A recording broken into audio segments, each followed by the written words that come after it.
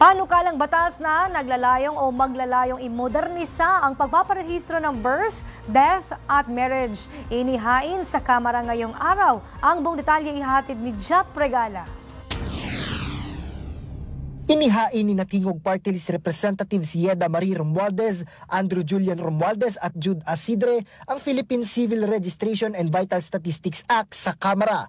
Yan ay para gawing modernisado ang pagpaparehistro ng birth, death at marriage. Sa ilalim ng panukalang batas, layuning gawing libre at mas simple ang pagrerehistro ng lahat ng birth, death at marriages sa pamamagitan ng fully digitalized process. Isusulong din dito ang patuloy na edukasyon para sa mga local civil registrars, training para sa mga physicians at local health officers para sa medical certification of deaths at koordinasyon para sa mga ahensya ng gobyerno gamit ang Civil Registration and Vital Statistics Interagency Cooperation Committee. Binigyang diin naman ni Representative Yeda Romualdez ang kahalagahan ng legal na pagkakakilanlan. Aniya, ang pagrehistro sa isang bata ay kasabay ng pagbibigay sa kanya ng karapatan tulad ng healthcare, edukasyon, proteksyon sa anumang pang-aabuso at pagbibigay ng oportunidad. Malinaw rin anya na sa oras na mamodernisa ang sistema, matitiyak na walang Pilipino ang mawawala sa mata ng Estado dahil lang sa kahirapan. Binigyang diin din ni Representative Andrew Julian Romualdez ang papel ng teknolohiya at koordinasyon ng mga ahensya para sa mas epektibong serbisyo publiko. Anya, sa pagmamodernisa ng pagrerehistro, mas makakagawa ng single source para sa pagkukunan ng impormasyon,